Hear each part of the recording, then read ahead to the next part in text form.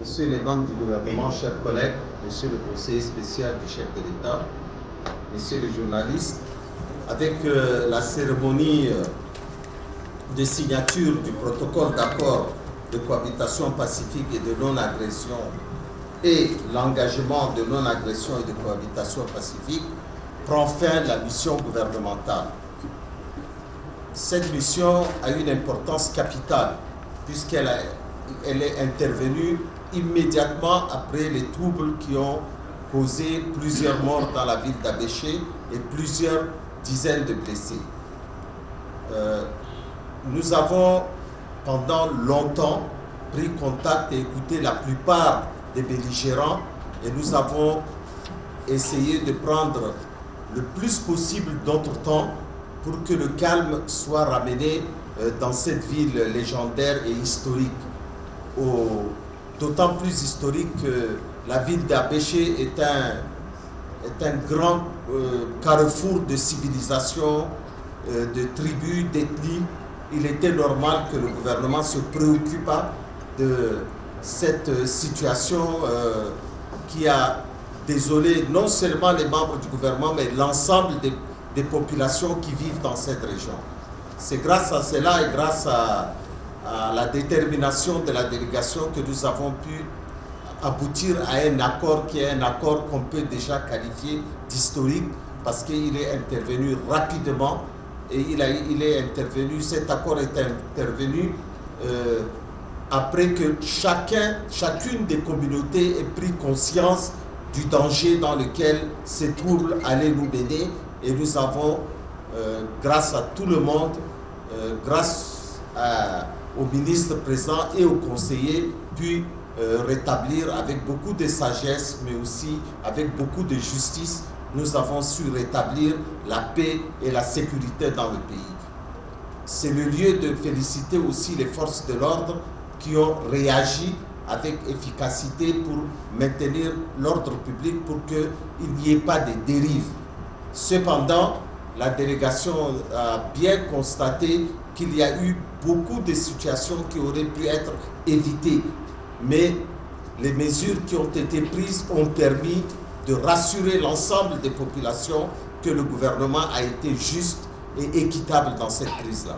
Je laisse maintenant la parole à tour de rôle à tous les membres des délégations pour pouvoir donner leur point de vue. Et s'il y a une ou deux questions de la presse, nous allons les prendre.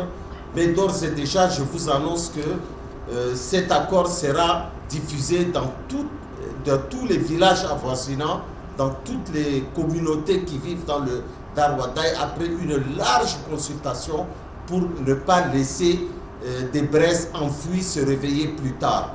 Nous avons la ferme conviction que les populations du Darwadai veulent et décident de vivre ensemble dans une cohabitation pacifique.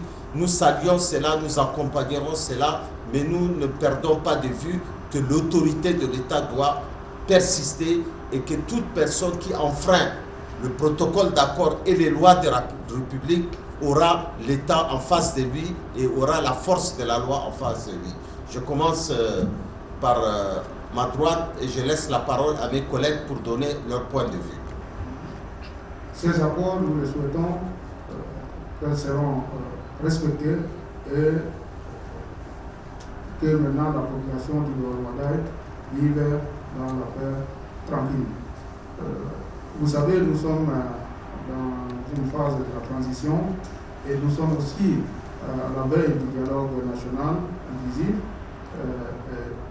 Il n'y a aucune justification que les troubles existent sur l'ensemble de notre territoire et que l'État veille surtout sur le plan sécuritaire, parce qu'en cette phase de la transition, la sécurité est de mise sur l'ensemble du territoire pour que la population dorme dans la tranquillité et dans la paix pour aller jusqu'au dialogue et au-delà. Comme vous le savez, dans notre pays, on a fait beaucoup de réconciliation, on a beaucoup prêché la paix, on a toujours demandé à vivre ensemble. Mais pour cet après-midi, vous avez constaté quelque chose est matérialisé. Ça veut dire qu'il faut être deux pour faire la paix. Toutes les deux parties, ils ont signé volontairement, vous avez bien suivi, et homologué par la justice. Donc, en tant que représentant de l'État, nous avons maintenant la visibilité d'observer dorénavant qui fait l'agression, qui suit bien les règlements, qui respecte les engagements. Donc on ne va pas tergiverser prochainement pour dire encore chercher les origines de gauche à droite. Donc c'est un bon système pour que les uns et les autres soient responsables de leurs actes et aussi de respecter leurs engagements. Dans tous les cas de figure, cet engagement, ça va être l'affaire de tous. Non seulement les concernés, l'État, mais aussi vous, la presse, s'il vous plaît. Il faut vulgariser ça, il faut nous aider à bien vulgariser, il faut que ça soit compris partout. Parce que non seulement au Ouaddaï, mais ça va aussi faire un modèle dans les autres villes de notre pays. Puisque s'il y a ce respect de cet engagement, ça va être un modèle à Yerevan. Aujourd'hui, en tant que Tchadiens, de toute tendance, nous avons une grande responsabilité. Il faut valoriser le dialogue constructif, le respect de la différence et l'amour de la patrie avec toute cette tribu, toute la culture. La liberté, toute la liberté favorise le développement et c'est cela la démocratie. Nous sommes dans une période un peu exceptionnelle de transition et notre pays est en proie à des urgences économiques, sociales et surtout sécuritaires, conjuguées aussi aux effets du changement climatique, la forte pression démographique et l'instabilité géopolitique au niveau sous-régional. Et cela affecte nos communautés, qu'ils soient nomades ou sédentaires. Et la province du Ouaddaï, qui a un espace de frontières immatérielles multiples, vu les frontières qui sont poreuses, ne peut rester en marge de cette situation. C'est pourquoi nous devons vraiment faire en sorte que nos communautés vivent en symbiose, en paix, en quiétude, et pour que le calme, la sérénité, la stabilité soient de mise. Et je ne puisse mettre fin à mon propos sans vous savoir créer de la mobilisation et surtout de la conviction dont vous faites tous membres. Et je demeure convaincu que vous garderez tous une telle conviction, sinon être plus engagés, tant que notre pays ne converge pas dans le sens du développement intégré et harmonieux. Je vous remercie de votre aimable attention. Après ces drames qui a circulé ces derniers temps dans la ville d'Abéché, beaucoup de voix sont levées pour un peu parler du départ du gouverneur et que toute la population attend ça. C'est là. Dans ce sens, qu'est-ce qui a été fait? Ça, c'est la première question.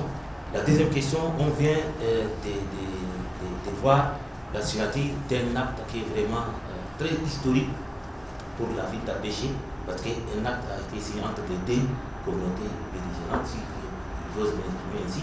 Maintenant, sur le terrain, quel mécanisme vous avez mis sur place pour la pérennisation de cet acte d'engagement qui est historique pour la province de Ouaddaï? السؤال المطروح بالنسبة للجرحى الحكومة بذلت جهد كبير، فكت المساجين والجرحى نقلتهم في الجمالة إلى هناك. الآن بتتحدث بكون في جرحى لسه موجودين في البيوت والبعض في الكلينيك البريفي. هل في رسالة توجهوها عشان الناس يقدروا يطمنوا ويودوا الجرحى في المستشفى الكبير، وإذا كان في يصير جراف ممكن يقدروا يودوا الجميع؟ ده سؤال واحد، الشق الواحد. الشق الثاني بالنسبة للسؤال، سمعنا بيكون في لجنة عليا، اللجنة دي مهمتها التعايش السلمي داخل البشة وخارج البشة في القرى والفرقان والدمى. هل اللجنة دي كلاس هل اللجنة موجودة ولا يكتفوا خلاص الناس بالبروتوكول تأكل السوا خلاص؟ À la deuxième, le ministre de la Justice, aux deux questions en arabe seront répondues par le conseiller et le ministre de la Justice. Et à tout seigneur, tout honneur, question sécurité et administration territoire, les deux ministres concernés vont répondre dessus. La première question est de savoir quel message. Le message, c'est tout simplement et tout banalement le protocole d'accord. Ce protocole est déjà en lui-même un message adressé aux populations, capable de rassurer les populations, capable de rassurer le pays tout entier, parce que le pays tout entier a un œil sur Abéché. Abéché n'est pas n'importe quelle ville du Tchad.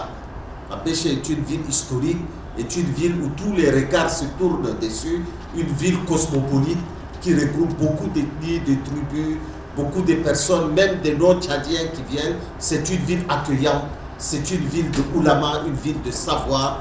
Et quand Abéché brûle, c'est le Tchad entier qui brûle. C'est pour ça que cet accord-là est un accord historique, parce que ça permet de montrer à tous les Tchadiens qu'on est capable de vivre dans une coexistence pacifique, qu'on est capable de vivre dans une nation réconciliée avec elle-même. Et pour cela, nous félicitons le président de la République, chef de l'État, président du Conseil militaire de transition, qui, à chaque fois qu'il y a ce genre de conflit, se préoccupe au premier point. Et ce n'est pas pour rien qu'il a dépêché 4 hauts membres du gouvernement pour venir résoudre ces problèmes, tout en restant lui-même le plus possible proche de cette affaire, puisqu'il surveille et il contrôle tout ce que nous faisons, et nous le faisons sous sa bienveillance. Donc cet accord-là est un message fort, pas simplement adressé aux populations d'Abéché, mais adressé à tous les Tchadiens, que ce gouvernement-là, cette phase de transition-là est une chance pour le Tchad, une chance pour faire en sorte que les Tchadiens reconstruisent un nouveau pays, se réconcilient avec eux-mêmes, et que nous nous tournons vers un avenir radieux, un avenir fait de démocratie, de liberté, de partage et de solidarité. Nous sommes un État, et nous sommes un État de droit. Ce n'est pas à quiconque de demander tel ou tel acte réglementaire de départ d'un responsable politique ou administratif. Notre mission n'est pas de mettre fin à qui que ce soit, aux responsabilités de qui que ce soit. Le gouverneur est le représentant spécial du chef de l'État qui va, à l'issue de notre mission, décider ce qu'il y a lieu de faire. Ce n'est pas à nous de prendre ce genre de décision. Le gouverneur agit au nom de l'État. S'il y a une faute, c'est l'État qui va assumer cette faute-là. Ce ne sont pas des individus qui vont assumer les fautes. Il est le représentant de l'État ici dans le Wadaï. Et s'il y a une faute, ce serait la faute de l'État qui va assumer ses responsabilités. Donc je ne veux pas entrer dans ce genre de considération dont il n'a pas été demandé par aucune des parties présentes ici. Il n'y a que vous, journalistes, qui soulevez ce problème. Ça n'a pas fait l'objet des discussions, ça n'a pas fait l'objet de tiraillements. La délégation a travaillé en toute souveraineté et elle a donné son rapport qui est un rapport de cohabitation pacifique. Le problème principal, c'est la cohabitation entre les populations. Du moment qu'elles cohabitent facilement, les gens qui dirigent, qu'ils soient des forces de sécurité ou de l'administration, auront la tâche facile. Mais chaque fois que les populations elles-mêmes se tiraillent et ont des conflits entre eux, le rôle des administrateurs devient de plus en plus compliqué. Donc je renvoie cette question à qui de droit, et il n'est pas question ici d'y répondre de façon ni implicite ni explicite. Je vous remercie. Je laisse à mes collègues de répondre aux autres questions qui sont des questions générales qui regardent tous les membres de la délégation. Je vous remercie. Tous ceux qui se sont engagés au nom de leur communauté, chacun doit aller vers sa communauté et lui expliquer le portée et le sens historique des documents et les engagements qu'eux, ils ont pris au nom de leur communauté. Ça, c'est la deuxième phase qui commence après notre départ. Et donc, ils ont la charge, toutes les personnes qui ont signé, parce que chacun d'eux représente une communauté ici, et chacun doit répartir dans sa communauté et revenir, rendre compte et élaborer un rapport définitif de mission sur le terrain qui sera naturellement déposé aux hautes autorités du gouvernement. Donc c'est comme ça que nous avons planifié les choses et nous espérons que ce travail se fera très bien après notre départ. Nous sommes aujourd'hui dans la phase de réconciliation qui a pris fin. L'État aussi est stratège dans son rôle de la stratégie. Il a élaboré depuis ces deux actes qu'il a fait aussi dans d'autres régions d'ailleurs pour de façon stratégique pour instaurer la paix. Ces deux actes donneront plein pouvoir au chef traditionnel, chacun dans sa zone de responsabilité. Et l'État, dans son rôle de régulateur, maintenant, va s'occuper de tout ce qui ne va pas. Cette mission va répartir et rendre compte à qui le droit. Et en retour, nous allons essayer de combler tout ce qui ne va pas. Le seul message que je voulais dire, je dirais à la population du Darwadai que le Wadai est géographiquement et historiquement une région très connue. Elle est parmi les 23 régions qui composent notre pays, elle est la région la plus économiquement forte et historiquement plus connue des autres.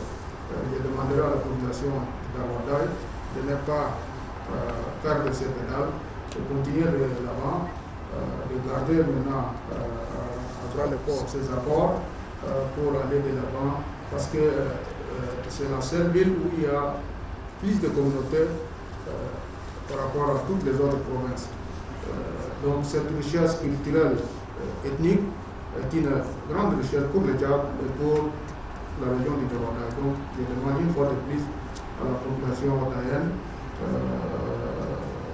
de s'occuper plutôt de mettre fin à ce genre de problème à travers ces accords et de vivre ensemble dans la cohabitation pacifique et de non-agression. Merci. Je vais permettre aussi de compléter. Vous le savez, chers frères, s'il y a une personne qui est touchée dans ces douloureux événements qu'a connu la ville de Péché, c'est d'abord le président de la République, chef de l'État. Il est le premier concerné, le plus touché, qui nous a aussi dépêché, qui a mis aussi tous les paquets à ce que le calme revienne et à ce que aussi les gens arrivent à cet accord de paix. Donc, c'est également à lui, c'est son pouvoir discrétionnel de nommer ses représentants et aussi de relever ses représentants. Donc, de grâce, ne poussez pas, pour ne pas banaliser également les actes. Ne soyez pas trop pressés. Et ne poussez pas à ce que c'est la rue qui décide. Voilà, ça c'est la première question.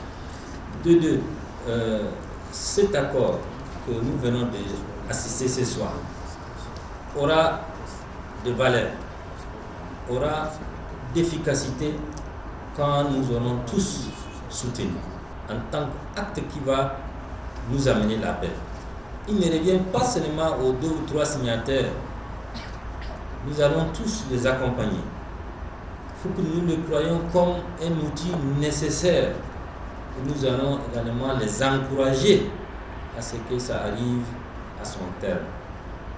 Donc, une fois encore, cet accord serait l'affaire de tout le monde. Et nous le croyons et nous le respectons également. C'est à cela que ça va donner plus de valeur et ça va donner plus d'efficacité. Je vous remercie. ce que nous venons de signer, il y a des articles que vous avez dit tous, vous avez entendu tout à l'heure, et aussi le point clé de cette cérémonie, c'est l'engagement. Avant, c'était les accords de paix. Aujourd'hui, il y a un engagement de non-agression et de cohabitation pacifique. C'est ça qui est le point clé qui garantit la sécurité, qui met chacun devant ses responsabilités et qui donne aussi des pouvoirs aux chefs traditionnels, chacun dans sa zone, et qui met aussi, qui respecte aussi, qui fait respecter aussi la hiérarchie. Vous avez bien constaté avant notre arrivée qu'il y a le non-respect de la hiérarchie, au niveau des chefs traditionnels. Et vous avez aussi constaté un article aussi qui met en garde l'administration en général, sécuritaire tout comme civile. Ils ne doivent pas s'ingérer de façon politisée dans les affaires traditionnelles. Donc c'est ça qui est important. Et cet engagement, si demain il y a un conflit, l'État viendra, il ne va pas aller par 4 ou par 1000 chemins. Il va seulement justement regarder qui a failli devant ces engagements. C'est ça qui est important. Il faut comprendre dans ce sens. Et ce n'est pas la première fois. Nous avons fait signer ces accords à Antiman il y a plus de déjà 9 mois. Et depuis 9 mois, toutes les communautés belligérantes avaient signé cet accord, ces engagements à Antiman, après avoir vu plus de 500 morts pour 6 à 7 mois. Donc, la dernière fois qu'on était parti à Antiman, il y avait eu 142 morts. Et nous avons fait signer cet engagement aux différents chefs de communauté. Depuis, ça fait 9 mois, plus de 9 mois, il n'y a eu aucun conflit entre les communautés dans la zone de Salaman. C'est quand même important. Et il y a plus de 3 mois, nous étions partis aussi à Bokoro.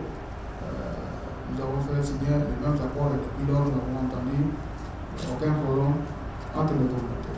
C'est ce qui est la nouveauté de ces accords. En ce qui concerne la question sécuritaire que vous avez posée, vous avez tout à fait raison. En 2019, il y a eu plus de 6 000 armes qui ont été récupérées uniquement dans la province du Wadaï. Plus de 6 000 armes. Et d'où vient ça? La question que vous devez vous poser. Quand nous avons des frontières poreuses, la région du Wadaï fait partie, partager ses frontières avec quel pays vous le connaissez. Et derrière les frontières de la région du Wadaï, vous connaissez la situation bien que nous. Vous êtes là tout près ici. Donc, si nous faisons face à des frontières poreuses, certainement, nous aurons simplement des hommes armés, des civils armés dans la province. Et les forces de l'ordre de Niamey n'auront aucun moyen pour désarmer, rétablir la paix et l'appétit dans la zone. Et nous allons maintenant, après ces accords, renforcer la province du Wadaï, encore plus de moyens sécuritaires pour maintenir cette paix après ces engagements. Cet accord n'a pas été seulement scellé à la va-vite entre les deux belligérants. Non. Ça fait un bon moment que nous avons désigné des universitaires, des religieux, des jeunes, des sages. Donc c'est un collège qui a rédigé, qui a sensibilisé tout le monde, ce qui a motivé les gens à la signature. On n'a pas arraché comme vous le pensez. Et grâce, d'abord il faut croire à cet accord. Quand vous avez la province de Wadaï qui fait face vers tout le Darfour, la Libye, la RCA, et vous vivez bien, vous êtes journaliste. C'est de là que ces armes viennent. Mais ça n'a pas encore brûlé la province. Les forces de sécurité, les autorités administratives, traditionnelles, tout le monde veille à ce que le pire soit toujours évité. Et maintenant, dans cet accord, il y a combien d'articles? Il y a d'abord non-attroupement, non-agression, non-propagande, non-recours à l'armement. Vous voyez comment toutes ces questions ont été réfléchies. Donc, c'est des étapes qui nous permettront à sécuriser cet accord et à nous-mêmes se prendre en charge. Donc ce n'est pas l'affaire d'une personne, ce n'est pas l'affaire seulement de ceux qui détiennent d'armes. Donc c'est un processus que nous allons tous soutenir, se mettre en même temps responsables et acteurs pour nous permettre de vivre en paix. دكتورنا بشما قادر عليهم مفهوم ودوم في الجميع و211 إنساني قربوه في جندرمري وبعد ما درسنا كل الأمور عندنا أوامر لكل الناس المجروحين قربوهم أولا 211 إنسان فوقهم وممتلكاتهم الناس الأمن شالوا كل قبول ويجب عندهم موضوع شالوا ويجب عندهم تليفونات شالوا منهم ويجب عندهم دروش شالوا منهم donc ورينا لي ناس الجستيس بروكيرور de la République كل الناس ده يخلوا وخلوا وكان في ناس خافوا عشان يقربون ومش يرقدوا في بيوتهم ما قادرين يمشوا في المستشفى عشان يلقوا علاج نقول لهم بكل أمانة بكل هدوء خليهم يمشوا يتأرجوا نادوا بسيدهم شغل ما فيه donc الناس الخافوا مش يرقدوا في بيوتهم ومعوقين وما قادرين يمشوا في اللابتان خليهم يمشوا يتأرجوا نادوا بلمسهم ما فيه ده ردا لسؤال واحد من الأسئلة وأننا ديجا قلنا في الخدمة الهسا جينا اليوم 20 بالتوقيع سيناتير مع كل الشيوخ والشيخ الكانتون الخدمة ما كملت هنا الخدمة ماشية قدام عشان شنو الشيوخ ده هم ممثلين أنا ناس هم عندهم فوقهم مسؤولية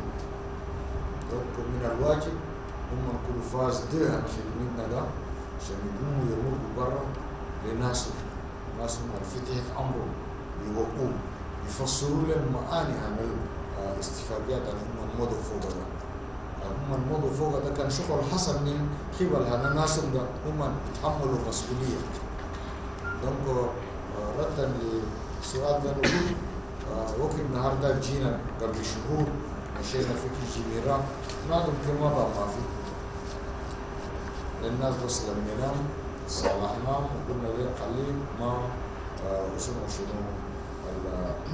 المشاكل ده ما عنده فايدة لأي إنسان النار ده كان بوغتا ده يمكن بقبل باكل الانتسي بوغتا عشان ده فديناه لكن اليوم انتوا كلكم شفتوا كل المسائل عن السلطات التقليدية ده كله مضوا ده معناته انت وقت مضيت وخير في ده عندك انجاجمنت خاص عم باكر كان شغل حصل من خبرك انت ولا من خبر ناسك ده انت تتحمل مسؤولية وكان سميتوه وقريتوه استفادات الحصة الناس وقفوا فوق ده الجستيس ذاته متدخل فوقها الجستيس ذاته كده عنده مسؤولية يمكن هذا مشى خالف توقيعاتنا الدوكيومات اللي عليهم دي ده انتوا شفتوا طبعا نادم ده جو وقفوا لكن كل ما الناس اللي قاعدين الشغل ده هم قبل ده وقفوا قبل اننا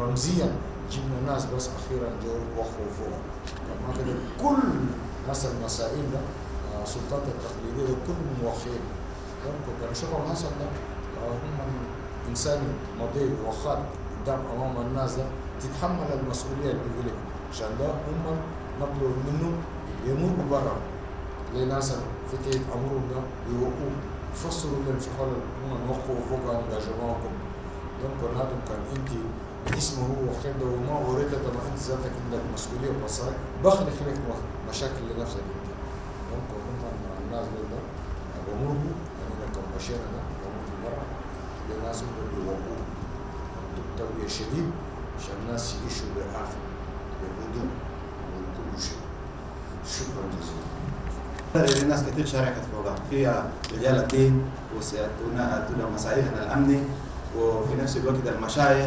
ومندوب الشباب والكوادر كلهم شاركوا حتى طلعوا القرارات ده، وبعد كده وصلنا للاتفاقية ده.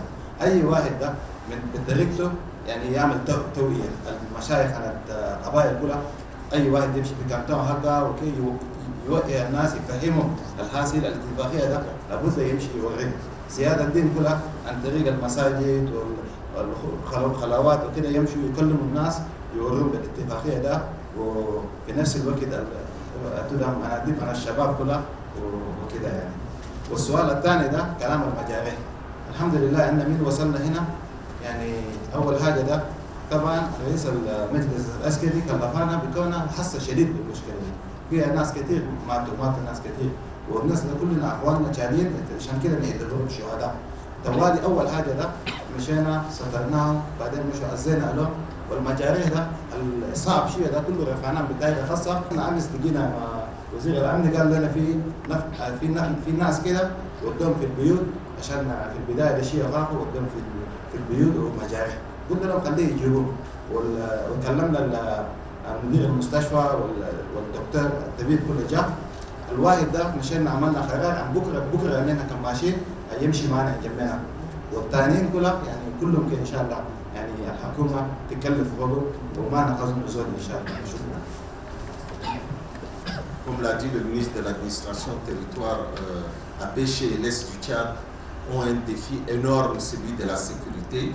Nous prions Dieu Tout-Puissant qu'il veille sur le Wadaï, qu'il veille sur l'Est du Tchad, qu'il veille sur l'ensemble du Tchad, et que nous prions aussi nos compatriotes pour qu'ils se serrent les rangs pour que notre pays émerge vers une nouvelle renaissance.